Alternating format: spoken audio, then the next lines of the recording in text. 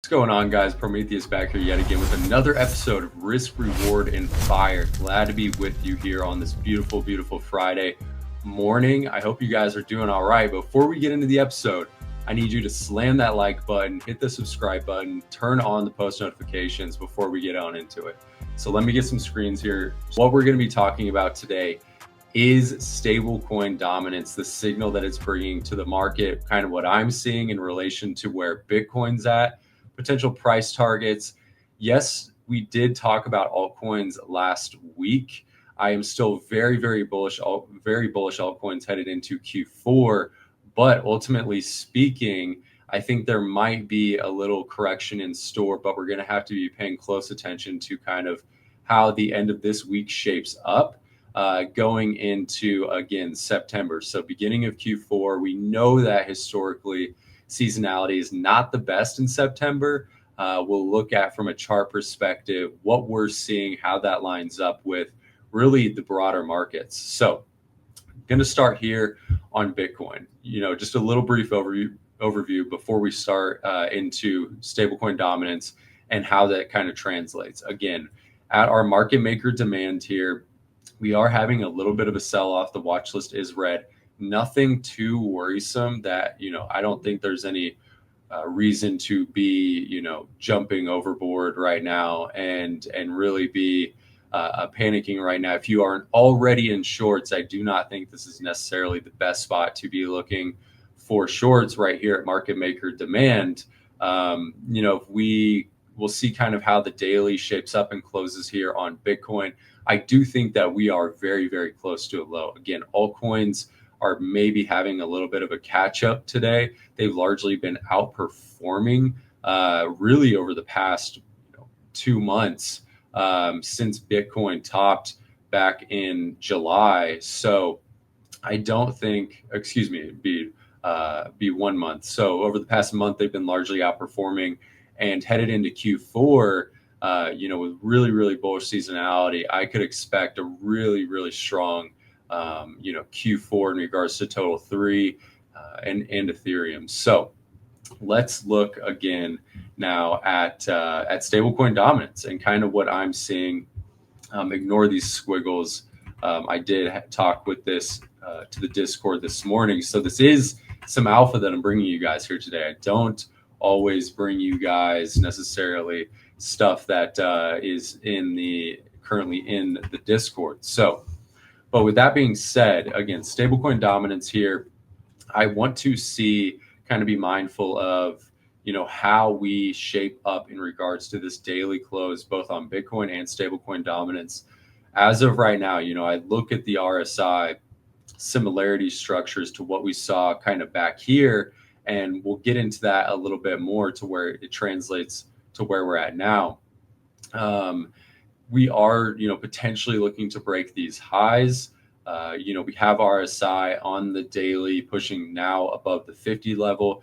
You look at, daily bullish divergences, both at the most recent low and the low we set back in May, before we did kind of have a cool off from May into the end of June, and ultimately tagged the market maker supply region perfectly. Beautiful rejection off of it before we saw continuation to the downside most recently. And so if we just look at structural similarities here, guys, and something I've been pointing out to the Discord quite a bit, we have the daily bullish divergences both formed. You then had the reaction off of those lows, and the liquidity that was left behind right here at these levels from the move off the lows. Then, we came back, we swept that liquidity on both, both occurrences. And now what we're seeing ultimately is, these kind of structures and the velocity of them move much, much, much quicker than what we've seen previously in the cycle. And I'm not going to get too much into that today, but structural similarities are very characteristic, very similar. We then had potentially a break of the highs before we went for the market maker. We did have a break of the highs, not potentially. We had a break of these highs before we went to market maker supply, which is similar to kind of what we're looking at right here. I do think that ultimately this 6.6 to 6.75% region for stablecoin dominance is ultimately going to get tagged. And interestingly enough, usually stablecoin dominance is essentially Bitcoin price action just inverted. But recently, what we've been seeing is not so. It has not been the case. Let me pull up Bitcoin here for you guys.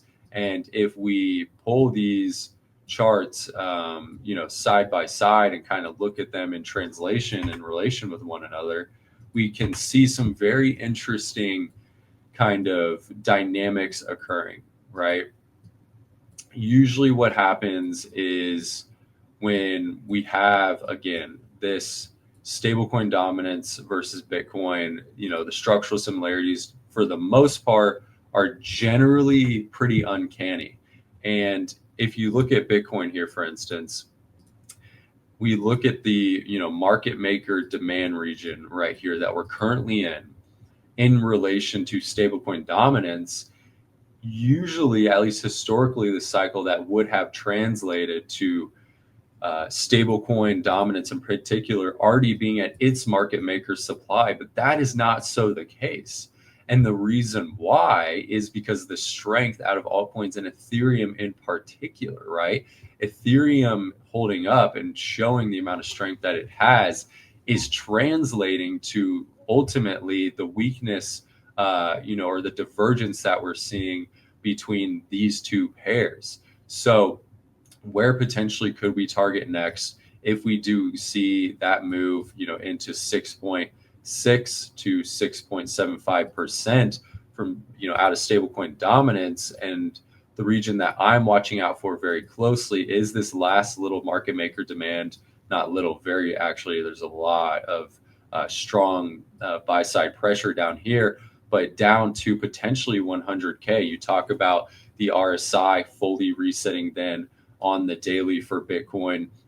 You talk about, the confluence of the level from what we've seen. If, really, if we see stablecoin dominance, only rallying 8% and, or rallying 8% and Bitcoin, drops by, 12%, we could then extrapolate that a move, another 4% move by stablecoin dominance could very well so potentially lead us down into these levels if we do see continued strength out of Ethereum and altcoins in general.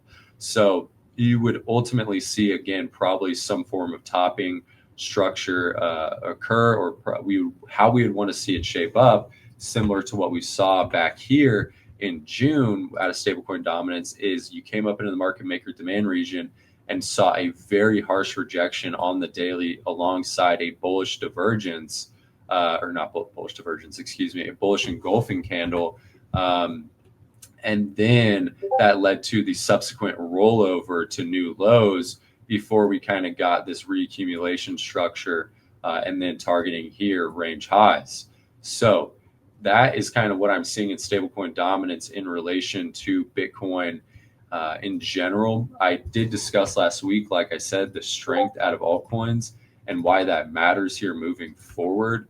I am very, very, very much so in the camp that you are going to see, even if Bitcoin does go to the target levels that we marked out here on these episodes at 129K, altcoins are going to do absolute numbers. And why I'm looking at stablecoin dominance is because it gives that broader perspective that you might not necessarily be getting the full picture out of Bitcoin here locally. If we come back down into 100K, you're going to be seeing a lot of people call for cycle tops, acceptance back into the range. But ultimately speaking, that's just going to translate most likely into stablecoin dominance at the market maker supply, some form of bid or really sell pressure here out of stablecoin dominance, and then leading us into our cyclical trend lows, right?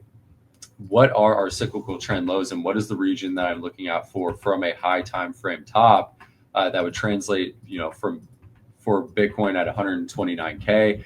It would translate out of, altcoins and others finally seeing their rally would be into this region here, this high time frame demand region marked out here on stablecoin dominance in general.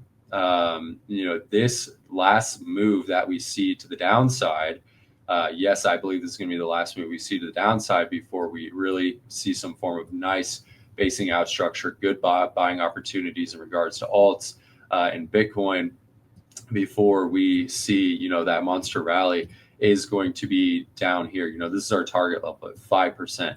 You really, really want to be watching for this target level. This is our cyclical trend. What we saw at the beginning of 24, what we saw at the end of 24 to the beginning of 25, right? The region marked out. High time frame accumulation, come back down into supply. Could you see if it gets super frothy, even a move down into here? Yes, absolutely. But we're going to have to be taking that one day at a time, obviously.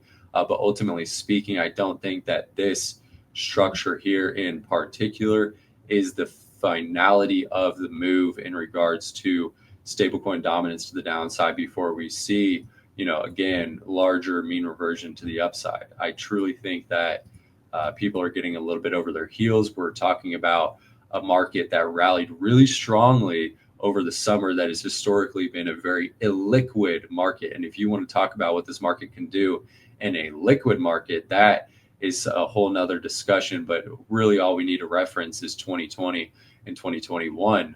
We're talking about rate cuts coming down the pipeline. Everything's really adding up for a strong Q4. And for altcoins to finally see their move higher, and stable coins are screaming this, guys.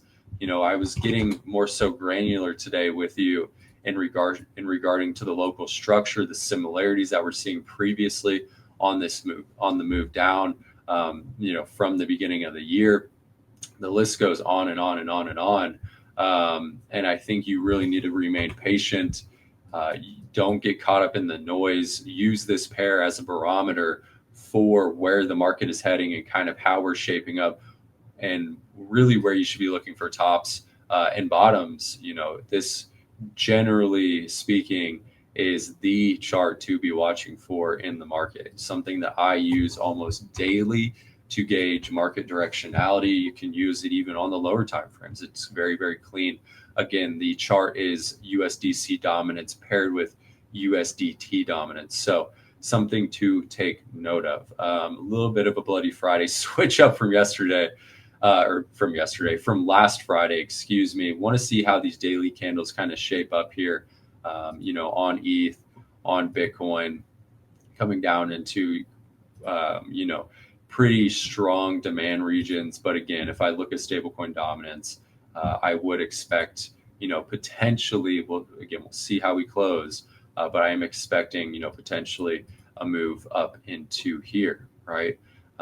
You talk about, you see divergences form like this, and usually how I like to play them is, if I were to long this, if I were to just long stablecoin dominance, I would look to structure the trade similar to this, where your invalidation is, below these lows, and you're targeting, this is a short position. Let me put it on just for, color coordinated purposes. Want to make sure that we're doing clean charting. But you see, again, this divergence form, you could very easily, target, you don't want to see closes below that divergence, and you're going to be targeting a complete retracement of, the move from the origin of, the first local low or high. So that would be there. So that means that I would be targeting something along these lines, where I would be targeting, the market maker supply,